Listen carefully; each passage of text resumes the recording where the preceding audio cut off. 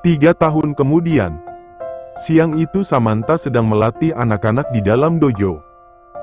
Dia terlihat sedang memperagakan beberapa gerakan di depan anak-anak dan tentu saja, para muridnya mengikuti setiap gerakannya.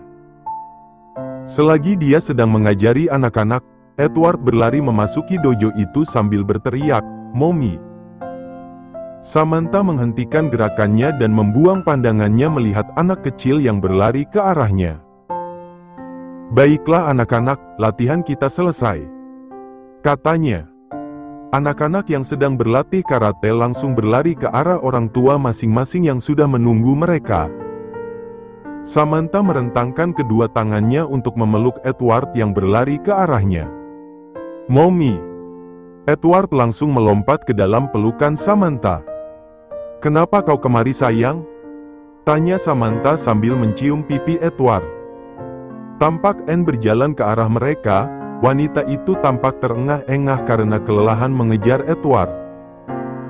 "Edward, Bibi sudah bilang kau jangan berlari-lari," kata wanita itu. "Oh, aku sudah terlalu tua untuk mengejar anak kecil," keluhnya lagi. Samantha tersenyum dan mengusap kepala Edward. "Edward, apa Mom bilang, jangan mempersulit Bibi Anne," ujarnya. "Maaf Mom, aku hanya tidak sabar ingin bertemu dengan Mommy," jawab Edward dan dia menunduk karena merasa bersalah.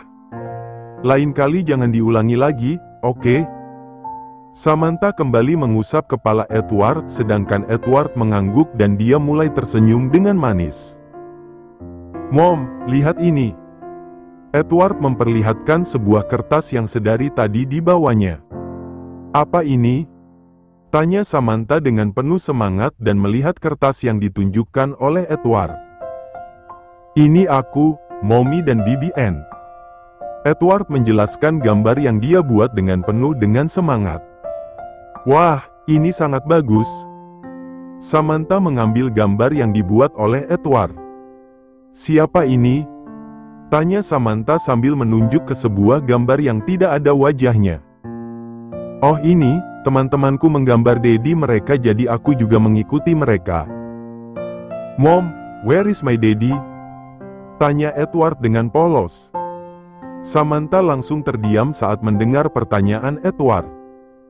"Aku sudah bertanya pada Bibi Anne tapi kata Bibi Daddy sedang di luar kota, kenapa Daddy tidak pulang sampai sekarang Mom?" tanya Edward lagi. Samantha langsung menatap Bibi Anne dengan nanar. Sungguh dia tidak tahu harus menjawab apa. "Maaf Sam, aku tidak tahu harus jawab apa," kata Anne. Sudah 3 tahun berlalu sejak dia mengadopsi Edward dan sampai sekarang tidak ada yang tahu kalau dia menemukan Edward di depan rumahnya.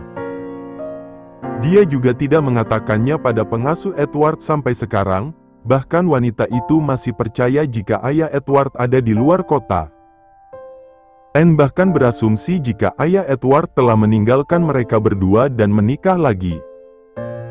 Samantha menarik nafasnya sejenak, cepat atau lambat Edward pasti akan menanyakan sosok ayahnya. Tapi saat ini Edward masih terlalu kecil untuk mengerti perkataannya dan Samantha tidak ingin melukai perasaan pria kecil itu. Dia juga tidak menjalin hubungan dengan pria manapun sehingga tidak ada sosok seorang pria di sampingnya. Sejak kejadian di restoran itu Samantha sangat kesal dengan Ray. Setelah mengembalikan uang Ray, dia langsung berhenti dari kafe itu dan bekerja di sebuah restoran. Dia kesal karena Ray membohonginya dan memberikan wine itu padahal dia sudah jelas-jelas mengatakan jika dia tidak bisa mengkonsumsi minuman beralkohol. "Mommy," panggilan Edward menyadarkannya. Samantha tersenyum dan membelai kepala pria kecil itu dengan lembut. "Sayang, Daddy mungkin tidak bisa pulang. Tapi kamu punya nenek dan kakek, apa kau mau menemui mereka?" tanyanya. Mata Edward langsung berbinar senang. "Benarkah?" tanyanya dengan semangat. Samantha mengangguk. Hari ini dia bisa mengelak dari pertanyaan Edward tapi di kemudian hari, jika Edward bertanya lagi dia tidak tahu harus menjawab apa. "Kapan kita bisa bertemu dengan kakek dan nenek?" Tanya Edward lagi. Akhir pekan, jika sekolahmu libur. Mommy juga akan mengambil cuti jadi kita bisa pergi menemui kakek dan nenek. Hore! Edward melompat kegirangan. Bibi! Bibi! Aku akan bertemu dengan kakek dan nenek. Kata pria kecil itu dengan gembira. Syukurlah, Bibi ikut bahagia mendengarnya. Kata Anne. Samantha tersenyum melihat Edward yang begitu bahagia. Sudah 3 tahun dia tidak pernah pulang ke rumah atau menghubungi orang tuanya. Dia juga tidak tahu apakah ayahnya sudah mau menerimanya atau tidak. Orang tuanya juga tidak tahu jika dia mengadopsi Edward karena dia tidak mau mengatakannya. Samantha berharap jika bertemu dengan orang tuanya nanti mereka dapat menerima Edward.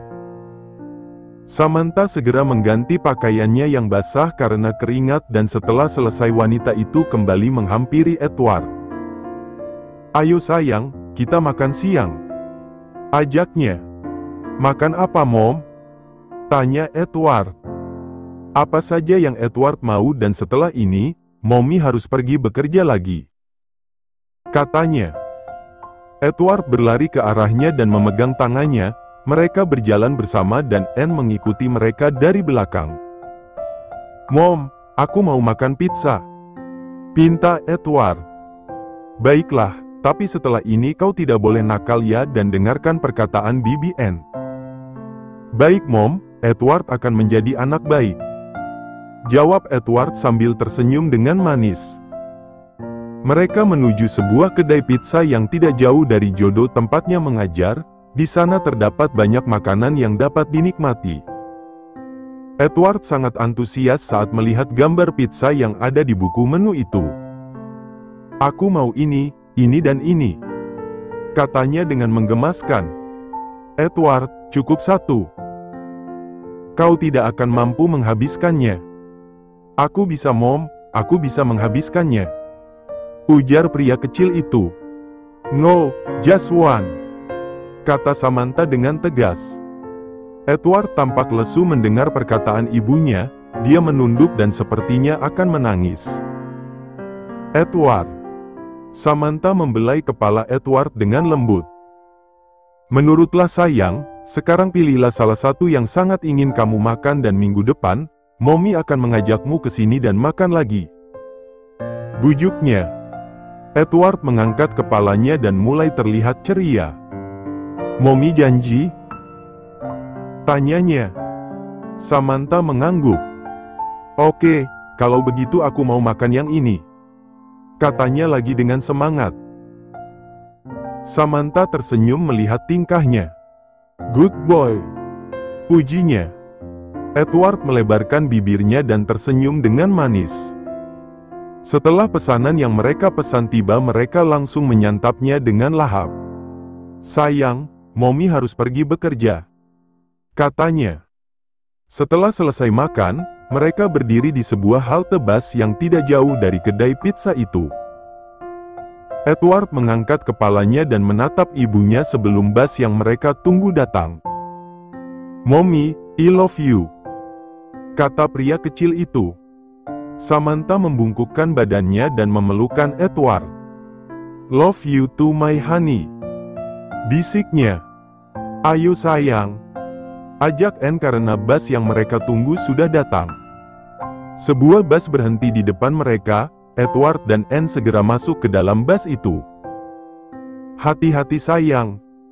Teriak Samantha sambil melambaikan tangannya. Saat bus yang membawa Edward dan Anne telah pergi, Samantha segera menyeberang jalan untuk menyetop bus lain yang akan dia tumpangi untuk menuju ke restoran di mana dia bekerja. Malam itu samar-samar terdengar suara tembakan di jalanan yang sepi.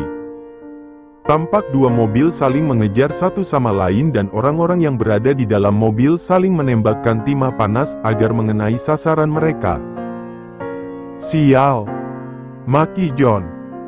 Dia sedang di dalam mobil dan menjadi incaran 2 orang musuh yang sedang mengejarnya.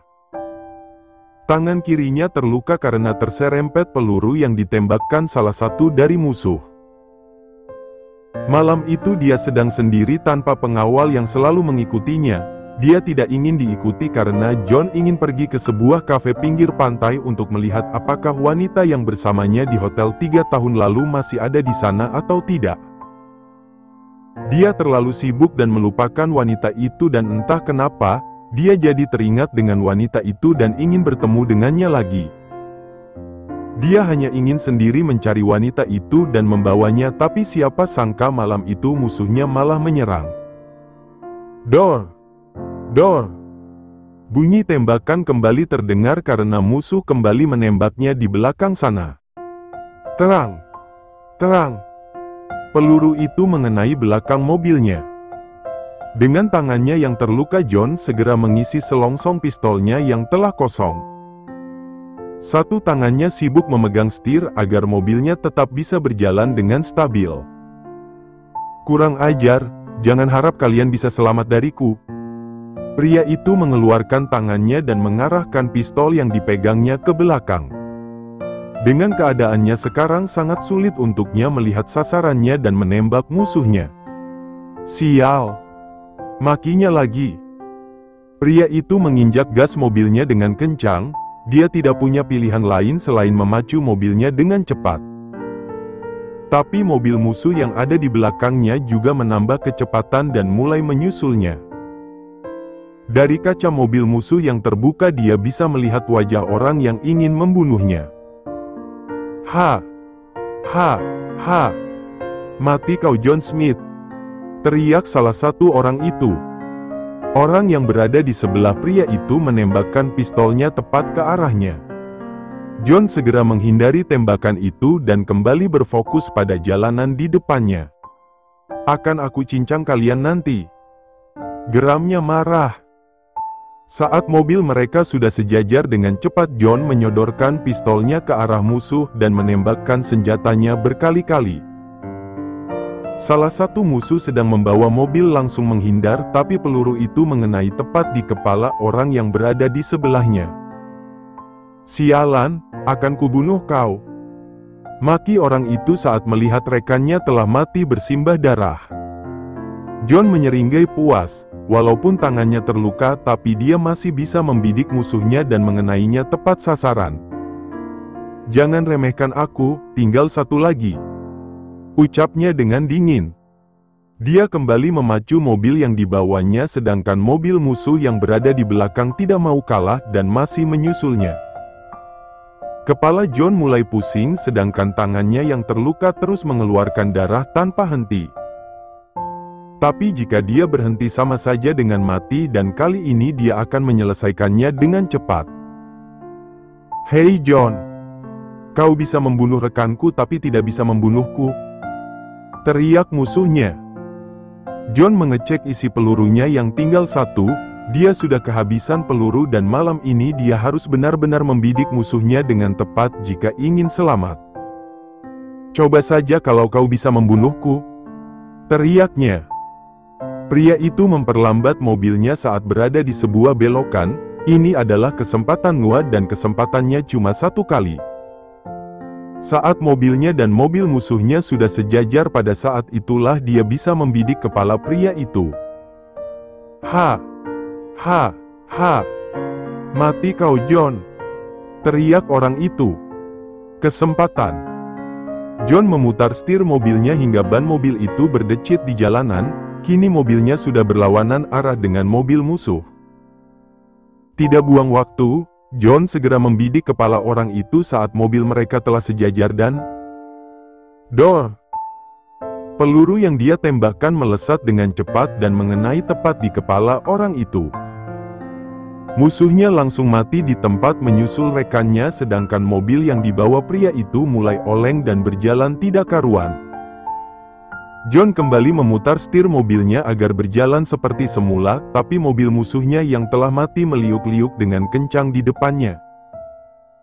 Dia menginjak rem mobilnya dengan cepat untuk menghindari mobil musuhnya tapi terlambat dan pada saat itu juga mobilnya menggantam mobil musuh dengan kencang.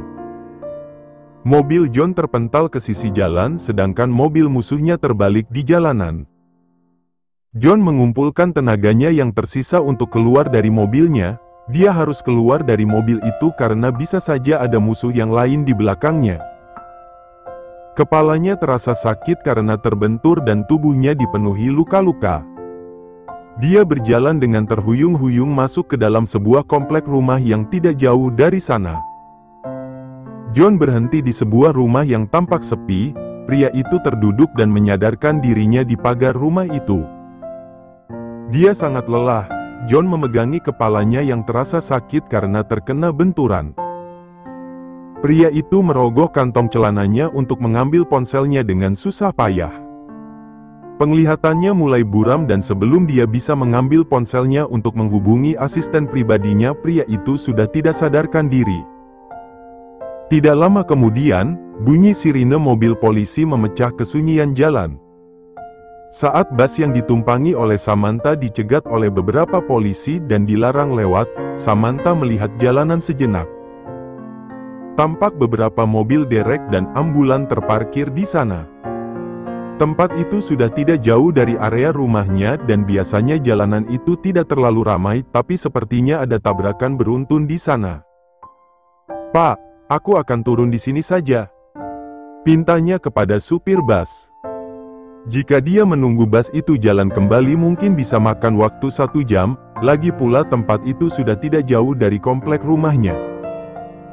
Samantha keluar dari bus itu dan mulai berjalan melewati beberapa polisi yang sibuk mengecek tempat itu dan menginterogasi beberapa orang.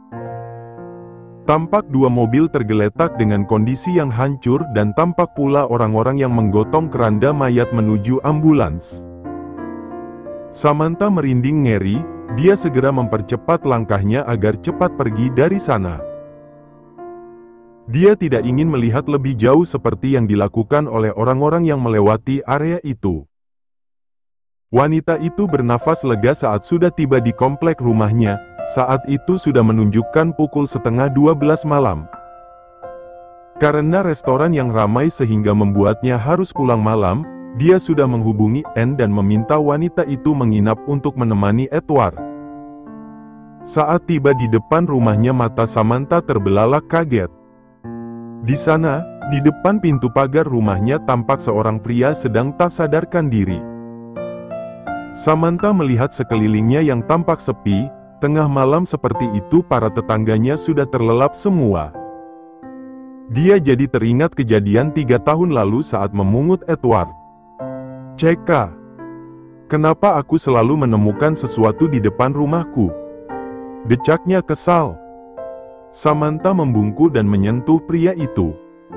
"Hei, bangun!" panggilnya tapi pria itu tidak bergerak. Samantha mengecek nafasnya dan pria itu masih hidup. Apa pria ini korban tabrak lari tadi? Haruskah aku laporkan hal ini pada polisi yang ada di sana? Pikirnya. Samantha menatap pria itu dan hatinya lagi-lagi iba. Dia menarik nafasnya dengan panjang dan dengan sekuat tenaga dia memapah tubuh pria itu untuk membawanya masuk ke dalam rumahnya.